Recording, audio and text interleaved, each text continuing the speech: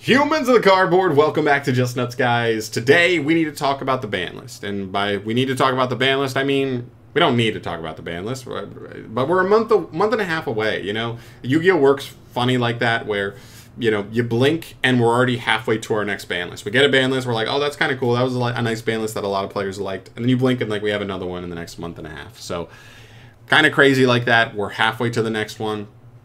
All of Nationals should basically be over, I believe, by the time the next ban list comes out. So that should leave us in a position where Konami is a little bit more liberal on on how hard they're willing to hit decks, because they'll be like, we can go ahead and hit some of these decks because they've had their runway and we can start a new, fresh competitive season with those cards hit.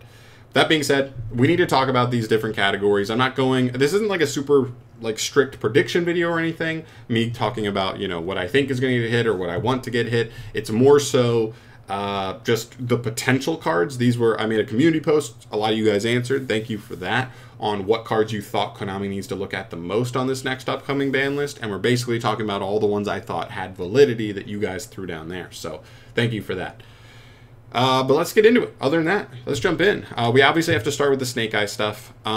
It seems like there's two main routes to go with Snake Eye, but Snake Eye is a tough deck to hit, in my opinion. As I go through the cards and I think about the ways they could go about it, it feels like there are options that feel a little underwhelming, don't do enough to hurt the deck, and then there are options that do way too much and the deck might just be dead. So it's a weird place to be for me, but we'll talk about that here. The two main routes that it seems like Konami can go is they can either try and hurt some of those main deck spots and like hurt consistency, not necessarily kill anything and ban anything, but putting stuff like Snake Eye Ash and something like Wanted or Diabellstar to 1, maybe all 3 to 1, right, for consistency hits. That's definitely something they could do. Or they go a route where they try to just outright ban a crucial piece of the engine, but that could just outright kill the deck, and that's what I worry about, right? You ban Poplar, well, this deck wasn't good before Poplar, so the deck just goes to not being good again. So that, plus Poplar is very expensive, and it's one of the newer support cards. I don't think Konami will go that route. You can ban Original Sinful Spoils and cut off like this engine from connecting you to a lot of those other decks. This card was super crucial for that, right? Summoning Ponix from the deck, summoning Rescue Ace Hydrant from the deck, or summoning, what's the other one? I guess like Volcanic stuff or Infernoid stuff, like getting those monsters out of the deck. It doesn't really do that anymore, and so this would be a pretty brutal one, is hitting Original Sinful Spoils, plus it would take away the Diabellstar Unwanted from being a connective piece to the rest of the engine anyway. So I don't think this one's the most brutal hit they could do, like one move. I don't think they'll do that. The ones that I think are the most interesting to me, I think, are banning Flamberge and banning the Field Spell. The Field Spell may be a little underwhelming, so that may be one where it's like, okay, if they put Wanted to 1, Ash to 1, and ban the Field Spell, I may be like, that's tough hits. Those are tough hits there. Here's the thing with the Field Spell. It's not a broken card, and that's why I'd feel a little off about this card getting banned. It would just feel wrong. Looking at it afterwards, I'd be like, that definitely just wasn't the best card in the deck for them to go after.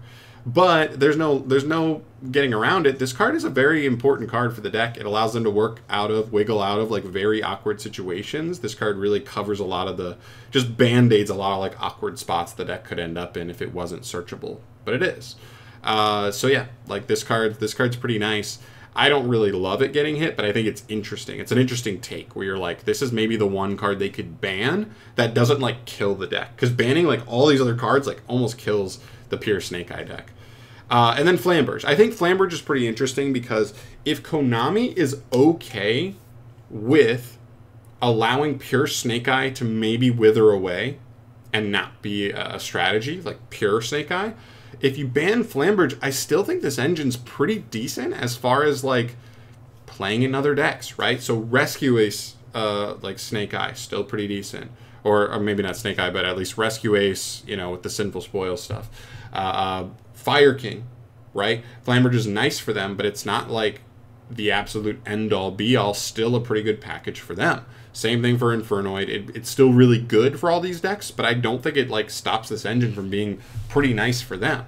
This card being banned, however, probably does stop pure Snake Eye from being like a legit great deck again. So depends where they want to go. For me, I guess I want to see one of two things. I might be okay with them banning Flamberge, but I get it, it's brutal. So I'm also probably okay if they go like Ash to 1 and Wanted to 1, because Wanted's just the strongest extender they have.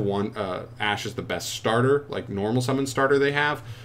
Take away 4 slots out of that deck, and consistency maybe becomes a little bit more of a question. The deck loses to Droll way more often. I think that's probably a better spot to end up with this deck. So those are my overall thoughts about Snake Eye going forward. But yeah, there's a lot of different routes they can go. I really don't know where they will take it.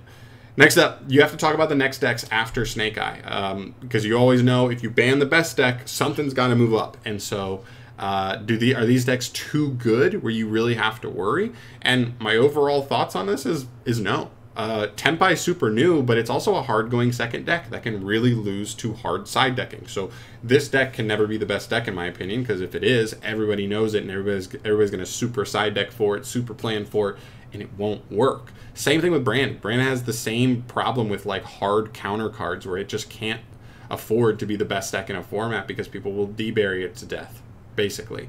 And these decks also have hard counters as well that I think I think these two decks maybe just aren't powerful enough. These decks are really, really powerful, but they hard lose to very specific counters. These decks maybe are just a one notch less powerful than them, and so I'm not even that worried about them stepping in and being any tier 0 deck anyway.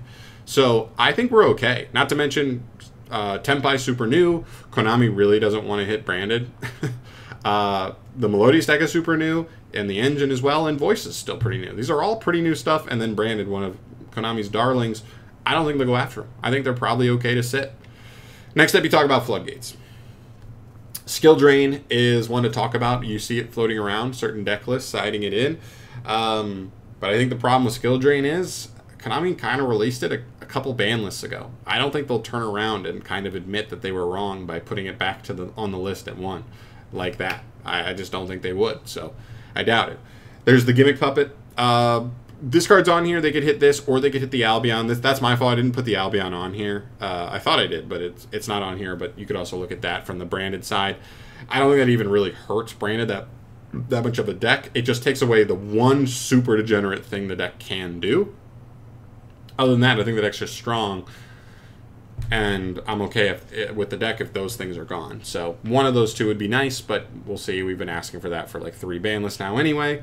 Deck Lockdown. This is actually a weird new one that's kind of surfaced up this format, where Summon Limit got banned last format, right? Anti-Spell to 1. So players have been looking for these side deck go first floodgates that can just auto win them the game. This is one of them. So we'll see where Konami goes with this. There's 2 things. One, it may be just a little bit too new for Konami to like really feel like it's been that much of a problem. It's not been a long-lasting problem, all that stuff. The other thing, it's not being like mass played like D-Barrier, Anti-Spell, Summon Limit kind of were. I'm seeing it around. I'm seeing it in multiple deck lists here and there, but it's not on the mass level where Konami may not acknowledge this card as like a super serious problem. So I doubt it'll get hit, but if it gets put to 1, nobody's going to complain about another Floodgate going lower. The more Floodgates on the ban list, the better. D-Barrier. D-Barrier is a tough one, because like the one thing you can say right now is, as good as D-Barrier is and as crazy as it is as a card, it doesn't hit Snake Eye. And Snake Eye is the best deck. So it's only good against the next best decks. But if on this ban list Konami addresses Snake Eye in a pretty meaningful way, then it hits everything at the top. And so like, do you really want to like take away the deck it doesn't hurt, so it hits everything up here and gives like decks like counters to the best decks in the game, and then also take away this, so now Tenpai Dragon's biggest counter kind of disappears. Melodious and Branded's biggest counter disappears. Honestly, this card counters all 4 of these decks. Do you really want to do that for that format? I don't know. So I don't think it'll get hit on the next ban list, although I think a lot of people will be calling for it. But maybe a format soon after we'll see this get hit. And then there's Shifter. This card's on every ban list discussion. Probably should be hit. My thing about Shifter is I just don't love that it makes decks that literally just aren't good enough to be top tier decks. Just based on engine merit alone, Flu, pure cash without a Rise Heart, Exosister, and Ritual Beast, even. You're going to throw them in there. They're the new deck in town. Without Shifter, I'm not sure there's much reason to play any of those decks. You could play Cash as like an engine in another deck, but as a pure deck, I'm not sure there's much reason to play any of those decks if Shifter doesn't exist. Like, honestly. I don't like that it makes those decks playable just because of the way they play, not like actually what they do. But it is what it is. Kind of similar to D-Barrier. Konami probably looks at this card as like some unnecessary evil, a check and balance. We don't have a Max C, so having this and Droll in our format kind of helps still kind of keep the crazy, crazy decks in check to a degree. But it is what it is. We'll see. All right, Degenerate Extra Deck cards. King Calamities, you guys have known for like 3 ban lists now. I've been talking about this card. I've said, for Centurions, we should get this banned because like I don't want to, like I want to play Centurions, but I don't want to use this. But if I play Centurions and don't use this, I'm going to feel like I'm playing bad Centurions, which just feels dumb. And I don't want to play this because it's dumb. So either way, I feel dumb. This card shouldn't be like illegal, or they should errata it to not work the way it does. It's just anytime we've seen this card be playable in a deck, it's dumb. It's a dumb win condition. So hopefully it's gone. Omega. Omega's hand ripping for 3 right now because we have ways to recycle it with like Dispater. So what I would say is ban this card, Konami, and then do the same thing you did with Ancient Fairy Dragon. Give it that errata. Just make it hard once per turn. Nobody's going to like really cry about Omega if he rips 1. But being able to rip 1, summon it back with Dispater, rip another, and then summon it back again on the opponent's turn is too much. It's just too much. So, yeah, I'm out on Omega for right now. I'm okay if he gets banned, and then down the line, Konami brings him back as a hard once per turn. But for now, I'm kind of out on it. Just hand ripping's not cool. And if Konami went after the extra deck the first time for Pure Snake Eye, this is kind of another way for them to go after the extra deck again, but an even more degenerate part of it. All right. Too easy and too strong. This category is for cards that I think may be a little bit too easy to make for what they do. Appaloosa, obviously. And this goes totally in line with what Konami did last ban list, which was ban some generic extra deck negate monsters. Appaloosa falls into that category. Now, I'm kind of in the middle on Appaloosa. Those other cards were Omni negates and like Barone negates and destroys. So for me, I'm like, Appaloosa's like okay. I feel like Appaloosa just has quite a bit of play around.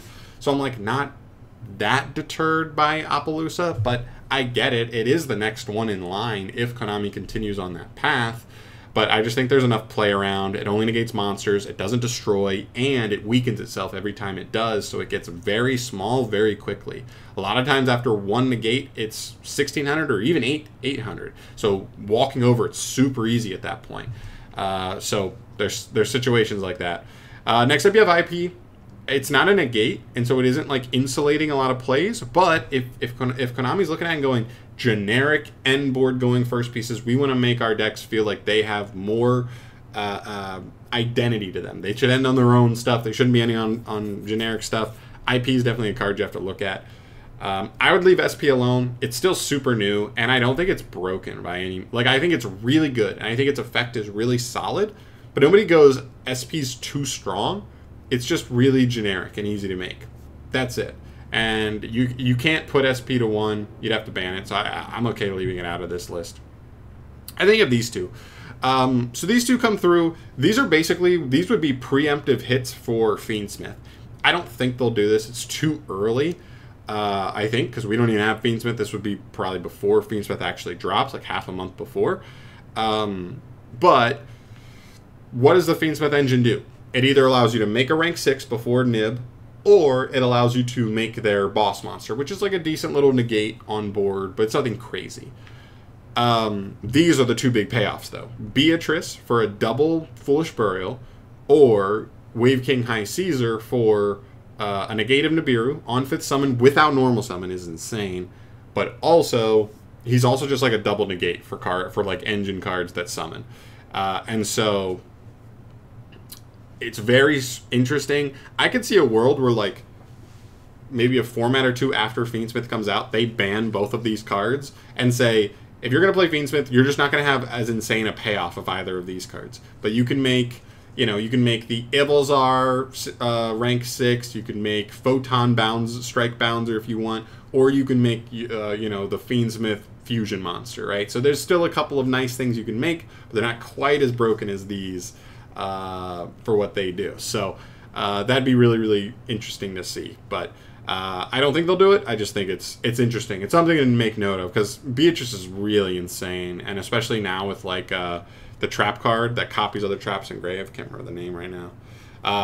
This card is like an FTK in a world, right? Because you send some nasty normal trap floodgate, and then you send the trap that copies on the opponent's turn, and then boom, banish and copy, and then you just whatever debarrier your opponent, whatever nasty like trap floodgate you wanted to copy.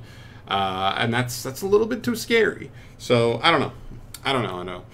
But there you go. Those are my thoughts on kind of everything that I think at least needs to be looked at. If there's anything here that was missed that you think deserved to be part of the discussion, throw it in the comment section down below. I'll actually be paying attention there. If there's anything that I see that I go, oh, you know what, maybe I should have talked about that, I will be in there responding to you.